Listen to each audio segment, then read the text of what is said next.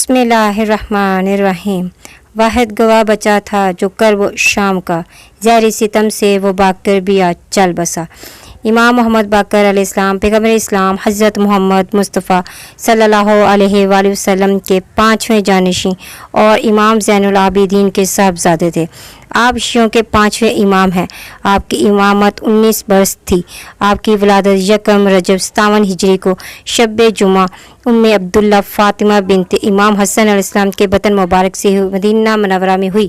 ولادت کے بعد آپ کو حضرت آدم علیہ السلام کی طرح 3 بار چھینکیں آئیں۔ اس کے بعد آپ نے آسمان کی طرف رخ کیا اور حمد خدا کی۔ آپ نافع بریدہ، ختنہ جدا اور جملہ آسائشوں سے پاک صاف تھے۔ علامہ ابن حجر مکی فرماتے ہیں، آپ علم و زاہد، عبادت اور رضائیت میں اپنے والد امام زین العابدین علیہ السلام کی جیتی جاگتی تصویر تھے۔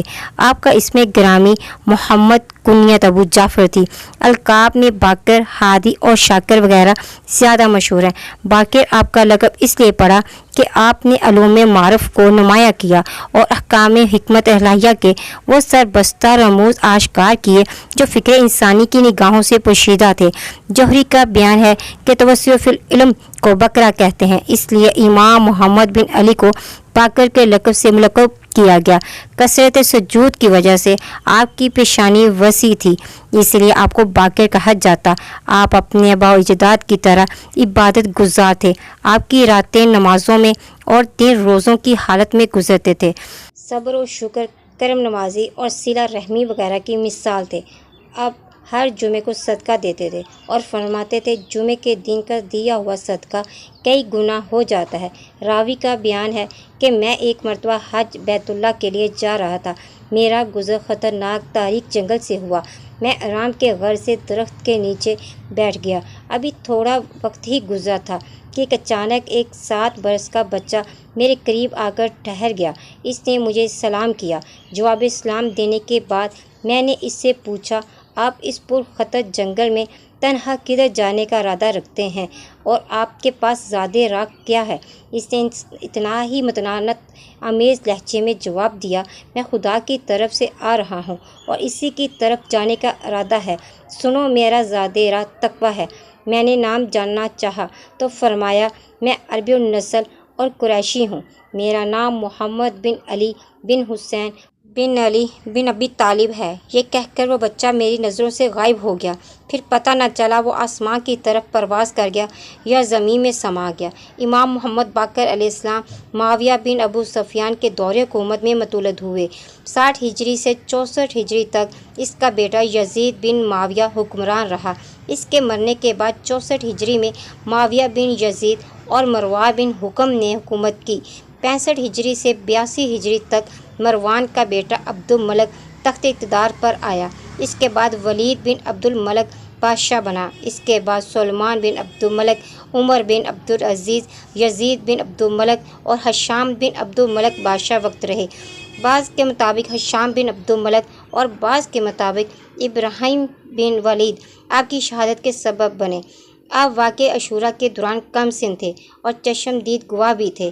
آپ نے اپنے زمانے میں تشیع کے فروغ کے لیے مناسب تاریخی حالات کو دیکھتے ہوئے اپنے عظیم شیعہ علمی تحقیق کا آغاز کیا، جو آپ کے فرزند امام جعفر صادق علیہ السلام کے زمانے میں اپنے عروج کو پہنچ گئی۔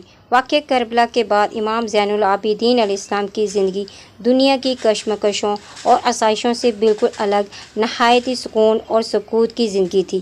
اہل دنیا سے میل جول بالکل ترک، کبھی محراب عبادت اور کبھی باپ کا ماتم، انہی 2 مشغولوں میں تمام اوقات صرف ہوتے تھے۔ یہ وہی زمانہ تھا جس میں امام محمد باقر علیہ السلام نے نشو و نما پائی۔ 61 ہجری سے 95 ہجری تک 83 برس اپنے مقدس باپ کی سیرت زندگی کا مطالعہ کرتے رہے اور اپنے فطری اور خداداد ذاتی کمالات کے ساتھ ان تعلیمات سے فائدہ اٹھاتے رہے جو انہیں اپنے والد بزرگوار کی زندگی کے آئینے میں بھرپور نظر آتی رہی۔ حضرت امام محمد باقر علیہ السلام بھرپور جوانی کی منزلوں کو طے کرتے ہوئے ایک ساتھ جسمانی و روحانی کمال کی بلند نقطے پر تھے اور 83 برس کی عمر تھی جب آپ کے والد بزرگوار حضرت امام زین العابدین علیہ السلام کی شہادت ہوئی۔ حضرت نے اپنے وقت وفات ایک صندوق جس میں اہل بیت علیہ السلام کی مخصوص علوم کی کتب تھی امام محمد باقر علیہ السلام کے سپرد کیا، نیز اپنی تمام اولاد کو جمع کر کے ان سب کی کفالت و تربیت کی ذمہ داری اپنے فرزند امام محمد باقر علیہ السلام پر قرار دی اور ضروری وصیہ فرمائے۔ اس کے بعد امام کی ذمہ داریاں حضرت امام محمد باقر علیہ السلام پر آئیں۔ آپ سلسلہ اہل بیت علیہ السلام کے 5ویں امام ہوئے ہیں جو رسول خدا کے برحق جانشین ہیں۔ یہ وہ زمانہ تھا جب بنی امیہ کی سلطنت اپنی مادری طاقت کے لحاظ سے بڑھاپے کی منزلوں سے گزر رہے تھے۔ بنی ہاشم پر ظلم و ستم اور خصوصاً کربلا کے واقعے نے بہت حد تک دنیا کی آنکھوں کو کھول دیا، اور جب یزید خود اپنے مختصر زمانہ حیات ہی میں جو واقعہ کربلا کے بعد ہوا اپنے کیے پر پشیمان ہو چکا تھا اور اس کے برے نتائج کو محسوس کر چکا تھا، اور اس کے بعد اس کا بیٹا معاویہ اپنے باپ اور دادا کے افعال سے کھلم کھلا اظہار بیزاری کر کے سلطنت سے دستبردار ہو گیا، تو بعد کے سلاطین کو ان مظالم کی مہلک نتائج کا احساس نہ ہوا، جبکہ اس وقت جماعت توابین کا جہاد مختار ثقفی اور ان کے ہمراہیوں کے خون حسین علیہ السلام کا بدلہ لینے میں اقدامات اور نہ جانے کتنے واقعات سامنے آ چکے تھے جن سے سلطنت شام کی بنیادیں ہل گئی تھیں۔ اس کا نتیجہ یہ تھا کہ امام محمد باقر علیہ السلام کے زمانے امامت کو حکومت کے ظلم و تشدد کی گرفت سے کچھ آزادی نصیب ہوئی اور آپ کو خلق خدا کی اصلاح و ہدایت کا کچھ موقع مل سکا۔ آپ نے واقعہ کربلا کو اپنی آنکھوں سے دیکھا ہوا تھا، پھر اپنے باپ کی تمام زندگی کا جو امام مظلوم علیہ السلام کے غم میں رونے میں بسر ہوئی مطالعہ کر چکے تھے۔ یہ احساس بھی نہایت تکلیف دہ تھا کہ ان کے والد بزرگوار باوجود اتنے غم و رنج اور گریہ زادی کے ایسا موقع نہ پا سکے کہ دوسروں کو امام حسین علیہ السلام کے ماتم برپا کرنے کی دعوت دیتے۔ اس کا نتیجہ یہ تھا کہ امام محمد باقر علیہ السلام کو اس میں خاص اہتمام کرنا پڑا۔ آپ مجالس کے اہتمام فرماتے تھے اور کمیت بن زید اسدی جو آپ کے زمانے کے بڑے شاعر تھے ان کو بلا کر مرثیہ امام حسین علیہ السلام پڑھواتے اور سنتے تھے۔ یہی وہ ابتدا تھی جسے امام جعفر صادق علیہ السلام اور اس کے بعد امام علی رضا علیہ السلام کے زمانے میں بہت فروغ حاصل ہوا۔ دریا کا پانی بند کے باندھ دیے جانے سے جب کچھ عرصے کے لیے ٹھہر جائے اور پھر کسی وجہ سے وہ بند ٹوٹے تو پانی بڑی قوت اور جوش و خروش کے ساتھ بہتا ہوا محسوس ہوگا۔ ائمہ اہل بیت علیہ السلام میں سے ہر ایک کے سینے میں ایک ہی دریا تھا، علم کا جو معجزہ تھا، مگر اکثر اوقات ظلم و تشدد کی وجہ سے اس دریا کو پیاسوں کے سیراب کرنے کے لیے بہنے کا موقع نہیں دیا گیا۔ امام محمد باقر علیہ السلام کے زمانے میں جب تشدد کا شکنجہ ذرا ڈھیلا ہوا تو علوم اہل بیت علیہ السلام کا دریا پوری طاقت کے ساتھ آ منڈا اور ہزاروں پیاسوں کو سیراب کرتا ہوا شریعت حقہ اور احکام الہی کے کھیتوں کو سرسبز بناتا ہوا دنیا میں پھیل گیا۔ آپ سے علوم اہل بیت علیہ السلام حاصل کرنے والوں کی تعداد سینکڑوں تک پہنچی ہوئی تھی۔ بہت سے ایسے افراد جو عقیدتاً ائمہ معصومین علیہ السلام سے وابستہ نہ تھے اور جنہیں جماعت اہل سنت اپنے محدثین میں بلند درجہ سمجھتی ہے، وہ بھی علمی فیوز حاصل کرنے امام محمد باقر علیہ السلام کی ڈیوڑی پر آتے تھے، جیسے ظاہری، امام اوزاعی اور عطا بن جری، قاضی حفص بن غیاث وغیرہ۔ یہ سب امام محمد باقر علیہ السلام کے شاگردوں میں منسوب ہیں۔ آپ کے شاگردوں کی تعداد 456 بتائی جاتی ہے۔ سلطنت اسلامیہ حقیقت میں ان اہل بیت رسول کا حق تھی، مگر دنیا والوں نے مادی اقتدار کے آگے سر جھکایا اور ان حضرات کو گوشہ نشینی اختیار کرنا پڑی۔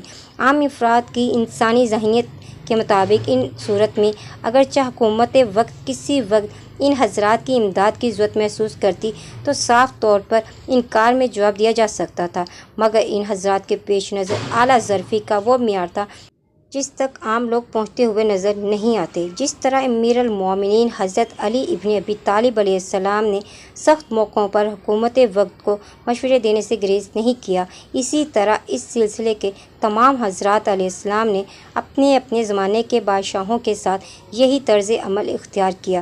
چنانچہ حضرت امام محمد باقر علیہ السلام کے زمانے میں بھی ایسی صورت پیش آئی۔ واقعہ یہ تھا، حکومت اسلامیہ کی طرف اس وقت تک کوئی خاص سکہ نہیں بنایا گیا تھا، بلکہ رومی سلطنت کے سکے اسلامی سلطنت میں بھی رائج تھے۔ ولید بن عبد الملک کے زمانے میں سلطنت شام اور سلطان روم کے درمیان اختلافات پیدا ہو گئے۔ رومی سلطنت نے یہ ارادہ ظاہر کیا کہ وہ اپنے سکوں پر پیغمبر اسلام کی شان کے خلاف کچھ الفاظ درج کروا دے گی۔ اس پر مسلمانوں میں بڑی بے چینی پیدا ہو گئی۔ ولید نے ایک بہت بڑا جلسہ مشاورت کے لیے منعقد کیا جس میں عالم اسلام کے ممتاز افراد شریک تھے۔ اس جلسے میں امام محمد باقر علیہ السلام بھی شریک ہوئے۔ آپ نے یہ رائے دی کہ مسلمانوں کو خود اپنا سکہ ڈالنا چاہیے جس میں ایک طرف لا الہ الا اللہ اور دوسری طرف محمد رسول اللہ نقش ہو۔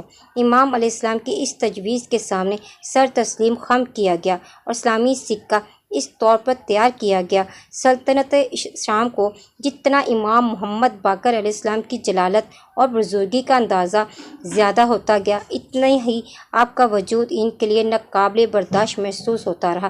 آخر کار آپ کو اس خاموش زہر کے حربے سے جو اکثر سلطنت بنی امیہ کی طرف سے کام میں لایا جاتا رہا تھا، شہید کرنے کے لیے تدبیر کر لی گئی۔ ہشام بن عبد الملک نے آپ کو دربار میں طلب کیا اور کہا، ہمارے تیر اندازوں کے ساتھ تیر اندازی کا مقابلہ کریں۔ اس بیہودہ حرکت کے ذریعے ہشام کو امام کی توہین تذلیل مقصود تھی۔ امام نے فرمایا، میں ضعیف ہو چکا ہوں، لہٰذا اس شغل طفلانہ سے مجھے معاف کرو۔ اس نے کہا، یہ ناممکن ہے، جو میرا حکم ہے اس پر عمل کرنا ہوگا۔ پھر اس نے ایک تیر و کمان آپ کو دلوا دی، غرض کہ اس کے اصرار پر مجبور ہو کر امام علیہ السلام نے مسلسل کئی تیر چلائے جو ایک دوسرے کو چیرتے ہوئے ٹھیک نشانے پہ پڑے۔ ہشام حیران و ششدر رہ گیا۔ اس کے بعد امام نے فرمایا، ہشام یاد رکھ، ہم مدن رسالت ہیں، ہمارا مقابلہ کسی امر میں ممکن نہیں ہو سکتا۔ امام کی بات سنتے ہی ہشام آپے سے باہر ہو گیا۔ اس کے دل میں غیظ و غضب کی آگ اس قدر بڑھ گئی کہ اس نے امام کو اسی وقت قید کرنے کا حکم دیا۔ امام اپنے صاحبزادے کے ہمراہ قید خانے میں ڈال دیے گئے۔ قید خانے میں داخلے کے بعد امام محمد باقر علیہ السلام نے قیدیوں کے روبرو ہشام اور اس کے ظلم کے خلاف وہ تقریر کی کہ قید خانے کے اندر ایک ایسا کہرام مچا جس نے باہر کے لوگوں کو بھی اپنی لپیٹ میں لے لیا۔ یہ صورتحال دیکھ کر قید خانے کے نگہبان ہشام کی خدمت میں حاضر ہوا۔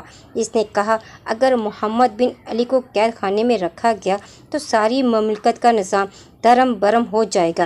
یہ سن کر ہشام خوف زدہ ہوا اور اس نے آپ کی رہائی کا حکم دے دیا، لیکن اس کے ساتھ ہی اس نے ابراہیم بن عبد الملک والی مدینہ کو ایک خط بھی لکھا کہ امام محمد باقر علیہ السلام جب وارد مدینہ ہوں تو کسی ترکیب سے انہیں زہر دلوا دو اور میری اس خط کو صیغہ راز میں رکھو۔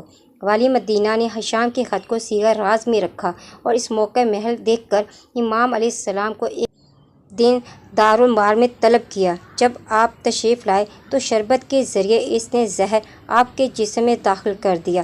اپنی شہادت سے قبل اپنے تمام علوم و اسرار و امامت امام جعفر صادق علیہ السلام کو ودیعت کیے اور فرمایا، میری قبر 4 انگل سے زیادہ اونچی نہ ہو۔ اس کے بعد آپ کی روح جسم اطہر سے پرواز کر گئی۔ آپ کو حسب وصیت 3 کپڑوں کا کفن دیا گیا، جس میں سے ایک وہ یمنی چادر تھی جسے اوڑھ کر آپ روز جمعہ نماز پڑھتے تھے، اور ایک وہ برہن تھا جسے آپ ہمیشہ پہنے رہتے تھے، اور جنت البقیع میں اسی قبا میں کہ جہاں امام حسن علیہ السلام اور امام زین العابدین علیہ السلام دفن ہو چکے تھے، دفن کیے گئے۔ انا للہ و انا الیہ راجعون۔ ناظرین، اگر آپ کو میری آج کی ویڈیو اچھی لگی تو پلیز میرے چینل کو لائک اور سبسکرائب کریں۔ ملتے ہیں نیکسٹ ویڈیو میں، فی امان اللہ۔